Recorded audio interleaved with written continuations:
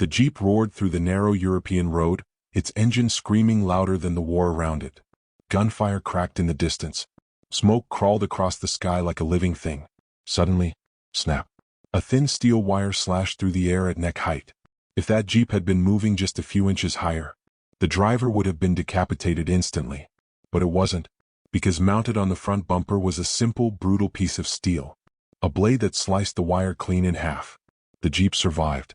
The soldiers survived. And somewhere miles away, General George S. Patton was proven right, again. This wasn't luck. This wasn't coincidence. This was war learned the hard way. During World War II, death didn't always come from bullets or bombs. Sometimes it came silently, strung across roads, invisible until the last second. The enemy didn't need tanks to kill you. All they needed was wire. Thin, nearly invisible cables stretched between trees, poles, or ruined buildings, placed deliberately at neck level, perfectly positioned to meet a fast-moving Jeep or motorcycle. No explosion. No warning. Just sudden death. Patton knew this war wouldn't be polite.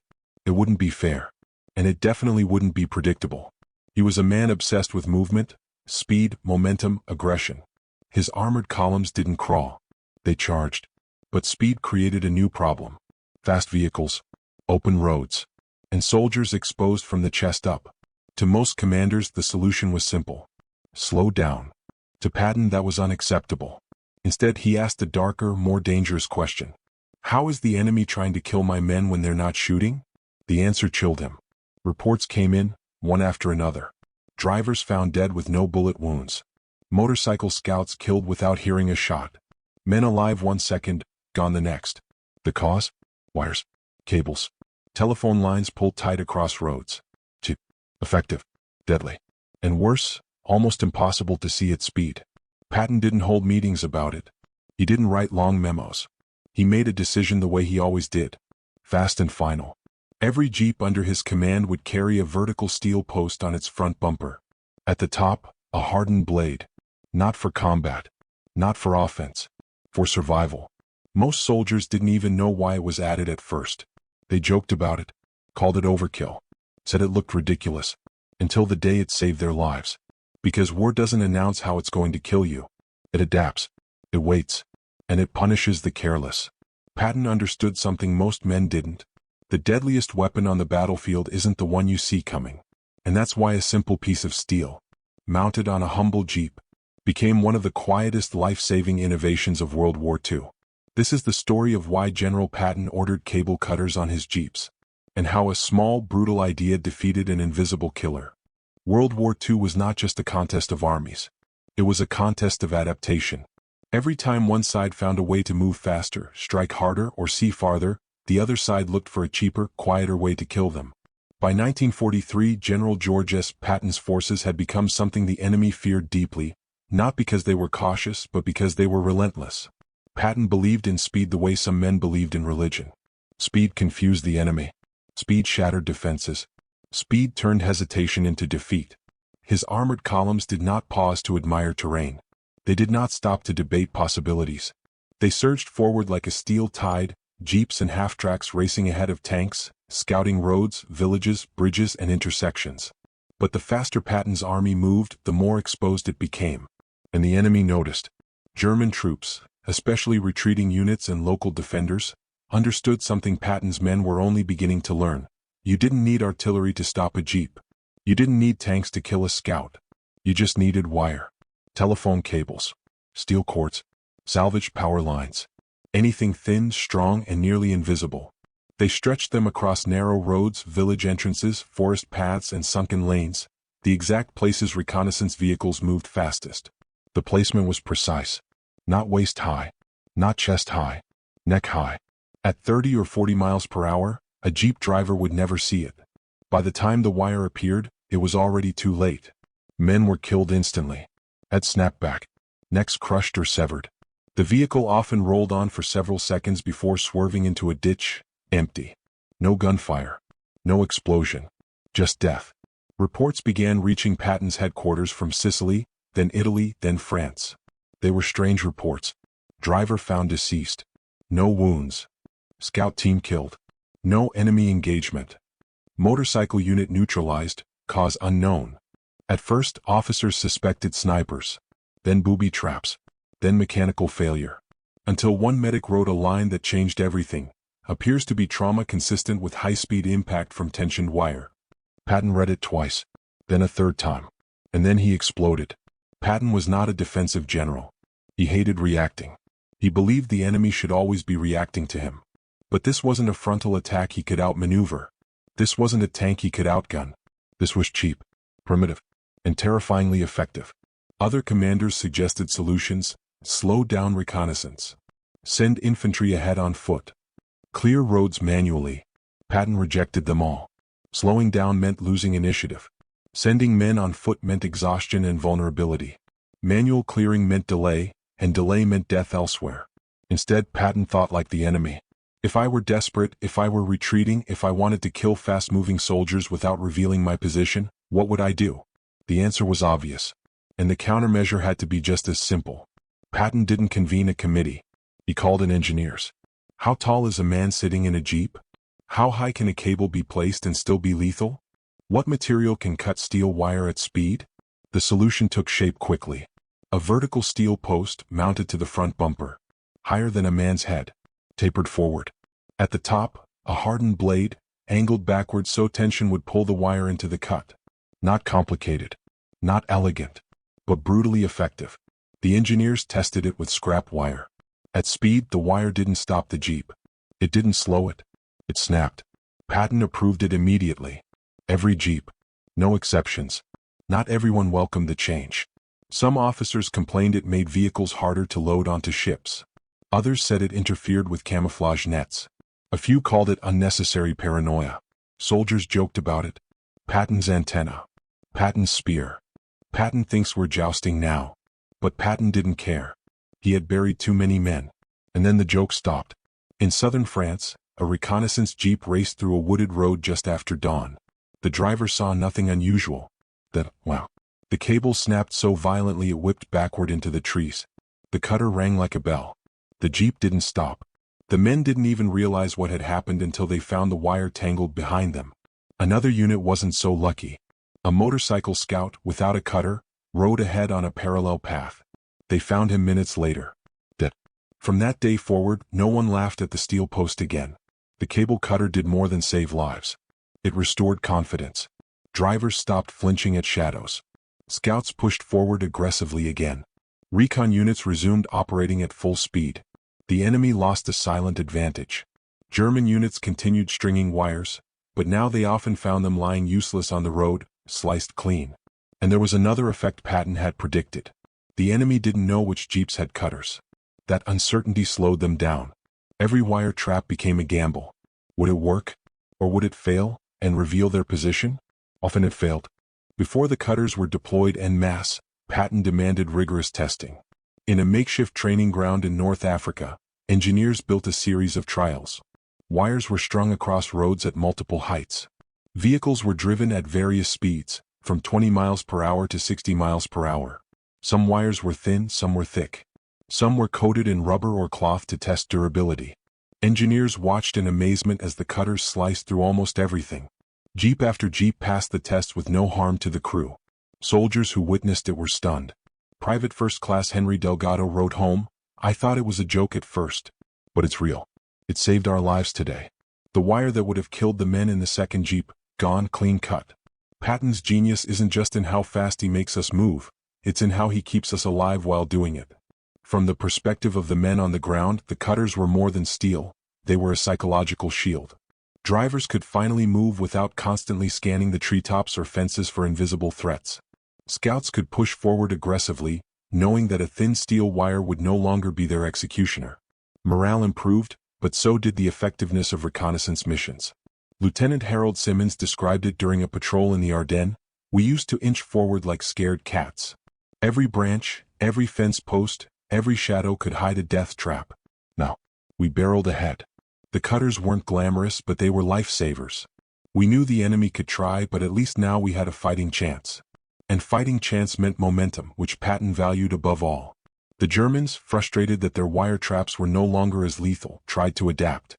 They tried higher wires, thicker wires, and even electrified wires in some instances. But Patton had already considered that possibility. Engineers experimented with different blade shapes and reinforced edges, ensuring that the cutters could slice through thicker high-tension wires without bending or breaking. Even more important, the soldiers became unpredictable. Once they knew about the cutters, units began to drive through wires deliberately, cutting and snapping them, leaving trails of useless debris for the Germans to find. This small innovation not only saved lives but also disrupted enemy strategy. Wires that were meant to slow the U.S. advance now became visible signs of an enemy in retreat, empty traps, wasting their time. Over the next months, countless stories of survival circulated among Patton's units. In Sicily, a convoy of jeeps moved through a narrow mountain pass. A cable stretched across the road went unnoticed by other units, but the cutter sliced it clean. Not a single soldier was injured. In France, a motorcycle scout hit a wire while scouting ahead of the main column. His bike was equipped with a miniature version of the cutter. The wire snapped, saving him from a fatal blow. In Germany, retreating German units tried to string wires in village streets, expecting to stop American jeeps. But Patton's engineers had upgraded the cutters with extra reinforced blades. The vehicles passed through, leaving the wires tangled and useless. Every story reinforced the same lesson. Small innovations can save hundreds of lives, sometimes entire campaigns. Patton's insistence on the cutters reflected his larger approach to war. He believed that attention to detail and preemptive thinking were as important as tanks, artillery, or soldiers. He once said, "If the enemy is killing your men in a new way and you do nothing, you are the one killing them." The cutters were a manifestation of that principle. They weren't flashy. They weren't celebrated. But they were effective. And in a war where death often came from invisible, improvised weapons, that was enough. Behind every jeep's cutter was a story of ingenuity. Engineers had to consider height, strength, speed, and safety. Tests were brutal. Blades bent, wires snapped unpredictably, and prototypes were scrapped. Soldiers sometimes laughed at the failures, but Patton demanded perfection. The final design was a steel post with a hardened, forward-angled blade, perfectly engineered to cut any wire placed at the lethal height. The success of the cable cutter went beyond the battlefield. It inspired other small, practical innovations in wartime vehicles: reinforced windshield frames to stop shrapnel, smoke dispersal systems to obscure vehicle movement, early forms of improvised armor plates. Patton's philosophy was clear: protect the soldier first, and the soldier will protect the mission. Even after the war, military historians studied the cable cutters as a case study in anticipating the enemy's methods. It demonstrated that the most effective weapons are not always the most expensive, that small adaptations can save hundreds of lives, and that understanding the psychology and tactics of your opponent is as important as firepower. Finally, the cutters remind us of the human side of war. Behind every innovation there were soldiers, young men who wanted to survive, families who hoped for letters home, medics who dreaded seeing bodies arrive. By simply installing a piece of steel on a jeep, Patton gave his men a chance to live to fight another day. That is a kind of genius that is rarely celebrated but infinitely powerful. And that is why the story of the cable cutters continues to fascinate. It's not about tanks or strategies, it's about life, survival, and foresight in the face of relentless danger. The war eventually moved on, as all wars do, leaving shattered towns, broken forests, and roads that were haunted by echoes of the men who had driven on them. Patton's columns continued to surge forward, crossing rivers, rolling over bridges, and cutting through enemy lines, always faster than anyone expected. The cable cutters were no longer a new innovation, no longer a curiosity, no longer a secret kept within the walls of headquarters. They had become a symbol of survival, of foresight, of a commander who refused to accept preventable death. Soldiers spoke quietly about them in letters home, never fully capturing the terror they once felt and the relief they now knew. In quiet moments, when the engines were off and the road stretched endlessly, men would run their fingers along the steel blades, half in superstition, half in gratitude, feeling the cold weight of something that had saved their lives without firing a single shot. Patton never asked for recognition.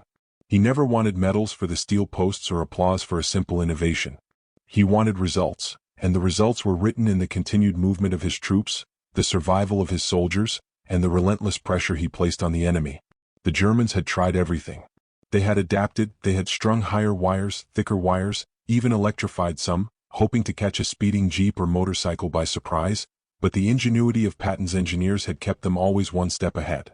By the time German units realized that the wire traps were failing, the American columns were already several miles down the road, leaving nothing but tangled metal and the memory of an enemy that could not stop them. The psychological impact of the cutters was immeasurable. Soldiers moved with a confidence that was almost reckless, yet precise, because they understood the limits of what they faced. No longer did a scout hesitate at the first sight of a fence or a ruined doorway. No longer did a driver inch through a forest path, dreading the invisible threat that could end a life in a fraction of a second. The cutters had restored faith not just in machines, but in the leadership that had thought to foresee the invisible enemy. And yet, there was always the lingering shadow of danger, a reminder that war does not forgive complacency. Every mile forward, every wire snapped, every life saved was a small victory in an endless series of challenges. Patton's brilliance lay in his understanding that the smallest details could alter the outcome of campaigns. A blade on a jeep was not merely steel, it was a statement, a philosophy, a refusal to be outsmarted by what seemed minor. Soldiers carried that lesson with them beyond the roads of France and Germany. They learned to look beyond the obvious, to anticipate danger, and to respect the unseen threats that could appear when least expected. In the midst of destruction and chaos, the cutters became a quiet reassurance. They were proof that even in a world defined by death, there were measures that could preserve life. Veterans would remember the first time a wire snapped against the steel post, how the sound rang in the quiet morning air, how the jeep surged forward as though the moment of terror had never existed. They would remember comrades who had not been so fortunate, who had ridden vehicles without cutters and paid the ultimate price. Each memory was a lesson etched in fear and survival, a story told without words in the eyes of those who lived through it. After the war, as historians pored over reports and analyzed battles, the cable cutters became a case study in anticipation, innovation, and practical problem-solving. Engineers dissected the design, military strategists considered its implications, and yet the true value of the innovation was never fully captured in textbooks. It existed in the lives it preserved, in the continued momentum of Patton's army, in the letters home from soldiers who could tell their families that they survived another day. Time passed, and the details of steel posts and cutting blades faded from public memory, but the lessons endured. Modern militaries would study these moments, learning that ingenuity and foresight often outweigh sheer firepower. The quiet victories, the prevention of death before it occurs, became a template for how small adjustments could tilt the scales of battle. In a world where technology had not yet reached the sophistication of later wars, a piece of steel on a jeep made the difference between life and death, between momentum and delay, between victory and costly hesitation. Soldiers remembered the fear that had gripped them when they first saw a wire stretched across the road. They remembered the helplessness of a situation where no amount of training or firepower could prevent sudden death. They remembered the first time they saw the blade cut through a wire cleanly, the shock, the disbelief, the overwhelming relief. And they carried that relief forward, into every battle, into every maneuver, into every mile of forward movement that Patton demanded. Patton himself never slowed to reflect on the individual moments of salvation. He never praised engineers or highlighted soldiers' stories publicly. To him, it was simply war as it should be fought, with intelligence, aggression, and an unrelenting drive to anticipate the enemy. The cutters were a manifestation of that drive, a tangible embodiment of a mindset that refused to accept preventable death. Across the European theater, the road ahead became slightly less lethal because of a small, brutal piece of steel. Soldiers owed their lives to it, and yet it demanded nothing from them in return. There was no ceremony, no fanfare, no medals, only the quiet hum of an engine, the sudden snap of a wire, and the continuation of a mission that could not pause.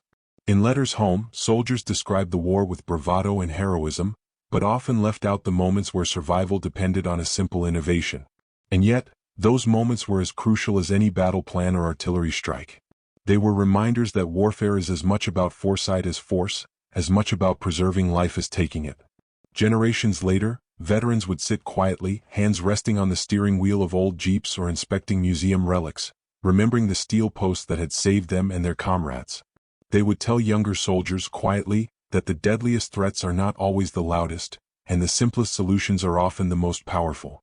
Patton's philosophy, embedded in the cutters, endured beyond the war, beyond the memory of particular battles, beyond the maps and diagrams.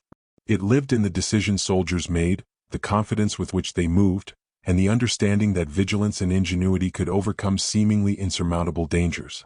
The cutters became a metaphor, a symbol of survival, of leadership, of refusing to let preventable death dictate the course of events. They reminded soldiers that even in the chaos of battle, the human mind could impose order and protection. That even in a world designed for destruction, small acts of foresight could preserve life. Patton's vision extended beyond machinery. It was about the lives of men, the families waiting for letters, the children who would grow up knowing that their fathers returned. Every mile cleared of wire, every convoy that passed safely, every scout who returned to report, was a testament to this principle. The war would continue to claim lives, and yet the cutters had changed the calculus. They had given soldiers a fighting chance, and in war that chance was everything. In the quiet aftermath of engagements, when jeeps rolled through deserted villages or down bombed-out roads, the steel posts gleamed under the sun, a silent witness to the lives they had saved.